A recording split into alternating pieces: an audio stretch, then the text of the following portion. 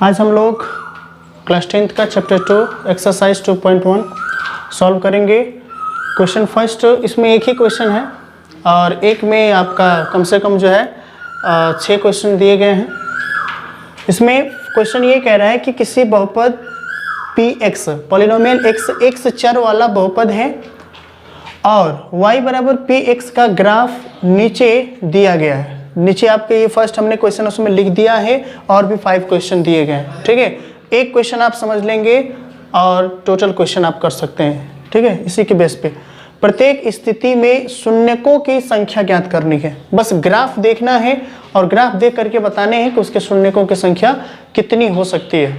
ठीक है बच्चों, सबसे पहले ये समझ लेते हैं कि शून्यक होते क्या है। यहाँ पे ध्यान देंगे आप लोग, शून्यक पहले समझ लेते हैं कि क्या होते हैं। ठीक है, जैसे कि मान लेते हैं ये y बराबर एक आपका पॉलिनोमियल x है, y बराबर पॉलिनोमियल x है।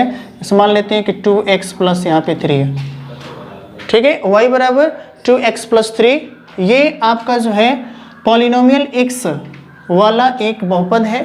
ठीक है, तो इसमें शून्यक ज्ञात करना है, शून्यक ज्ञात करना है। ठीक है, तो शून्य ज्ञात का शून्यक होता क्या है, तो किसी बहुपद में उपस्थित चर की वह मान जो उस बहुपद के मान को शून्य कर देता है, उसे उस बहुपद का शून्यक कहते हैं। ठीक है, एक बार और समझिए, किसी बहुपद में उपस्थित चर का वह मान जो उस बहुपद के मान को शून्य के बराबर कर दे, उसे उस बहुपद का शून्यक कहते हैं। ठीक है, जैसे कि यहाँ पे हम लिखें 2x प्लस 4, तो आप यहाँ पे x का वह मान बताएंगे जिससे कि इस बहुपद में अगर हम रख दें तो इस बहुपद का मान शून्य हो जाएगा।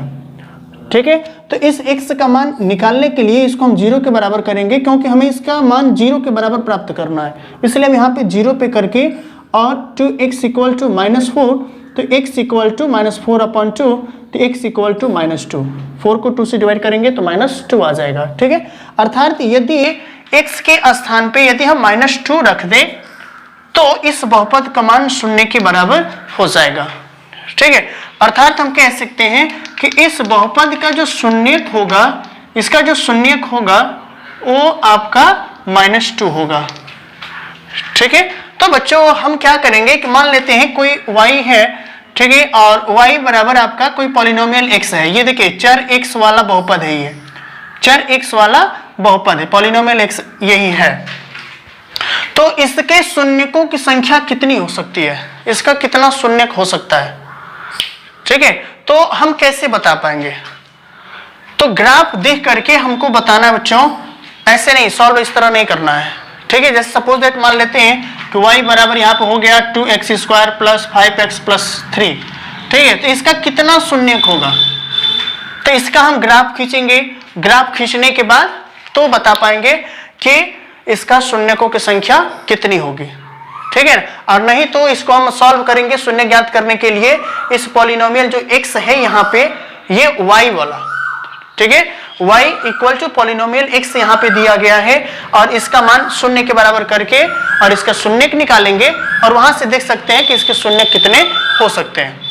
ठीक है ना, लेकिन आपको उसका सहायता नहीं लेना है, बल्कि आपको केवल ग्राफ देखना है और ग्राफ देख करके बताना है कि शून्यकों की संख्या कितनी हो सकती है। ठीक है, चलिए, तो एकदम आसान तरीका है, आप बता सकते हैं केवल ग्राफ देख करके। ठीक है, तो अब देखें यहाँ पे, तो शून्यक आपको बताना है। तो बच्चों करना क्या है कि किसी भी पॉलिनोमियल आपका x के लिए y बराबर पॉलिनोमियल x यदि आपको दिया गया है और उसके शून्यक चाहिए, तो करना क्या है बच्चों, जो ग्राफ है, जो ग्राफ जो आलेख खींचा गया है, x अक्ष को जितने बिंदुओं पे प्रतिच्छेदित करेगा उसके शून्यकों की संख्या उतना ही होगी। ठीक है, x अक्ष को ग्राफ जितने बिंदुओं पे प्रतिच्छेदित करेगा उसके शून्यकों की संख्या उतना ही हो सकती है। ठीक है, जैसे मान लीजिए यहाँ पे आप देख रहे हैं ये एक रेखा जा रही है, ये रेखा इस x अक्ष को कितने बिंदुओं पे प्रतिच्छेदित कर रही है, आप देख रहे हैं कि एक भी बिंदु पे प्रतिच्छेदित नहीं कर रही है। इसलिए यहाँ पे यदि इसके शून्यकों की संख्या बताई जाए तो आप बताएंगे कि शून्यकों की संख्या, बच्चों शून्यकों की संख्या यहाँ पे जो होगी बच्चों जीरो होगी, क्योंकि एक्स अक्ष को किसी भी बिंदु पे प्रतिच्छेदित नहीं कर रहा है। ठीक है ना। उसके बाद बाकी भी क्वेश्चन के लिए थोड़ा इसी पे प्रैक्टिस करवा देते हैं आपको। जैसे मान लीजिए ये फर्स्ट क्वेश्चन का ये आंसर था शून्यकों की संख्या जीरो होगी, क्योंकि यहाँ पे ये जो था आपका ग्राफ, ये आलेख जो खींचा गया था एक्स अक्ष को किसी भी बिंदु पे प्रतिच्छेदित नहीं कर रहा था। ठीक है। उसके बाद जैसे मान लीजिए कि अगर हम एक ग्राफ ऐसे खींच दें इस तरह से, ठीक है, सारे कंडीशन हम आपको बता रहे हैं, यहाँ पे आप देख रहे हैं, तो आप देख रहे हैं यहाँ पे कि ये जो ग्राफ जो खींचा गया है एक्स अक्ष को देखिए यहाँ पे प्रतिच्छेद कर रहा है, एक यहाँ पे कर रहा है, दो, और एक यहाँ पे कर रहा है, तीन, अर्थात तीन बिंदुओं पे प्रतिच्छेदित कर रहा है।